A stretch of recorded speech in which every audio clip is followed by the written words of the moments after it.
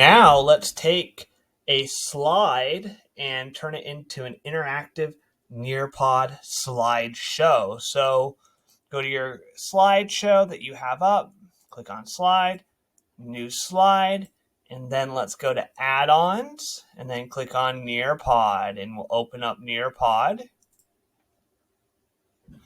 And what I'm going to do is turn this slide into a quick open-ended question. So let me first, I'm going to write quick right here.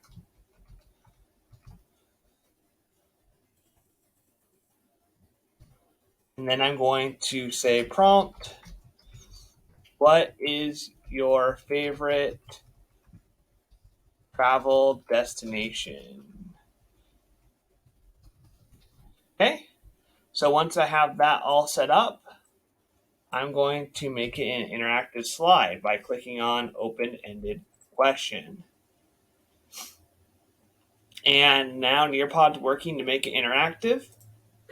And one thing that's different about Nearpod is you got to write in your question sometimes.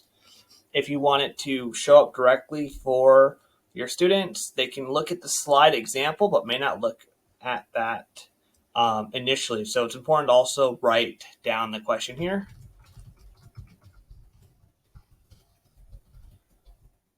And what's great about Nearpod is that you can add a timer for how long you want your students to respond.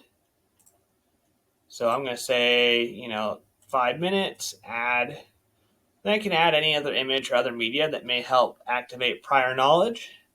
And then I can make it more universally designed for learning, friendly, and differentiating by allowing students to provide an audio recording instead of writing their response.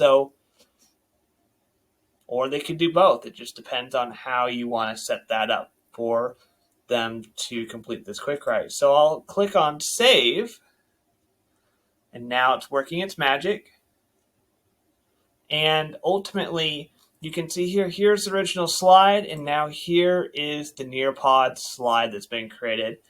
Sometimes what I like to do is with the original slide, I like deleting it, and I like to get rid of it. And so that just adds that interactive slide right there in the correct order. Sometimes, though, there may be slides where you want to keep the original before the slide becomes fully interactive as a way to model and scaffold prior to the interactive slides that you're going to provide your students. I hope this helps get you started with Nearpod in terms of making a slide interactive.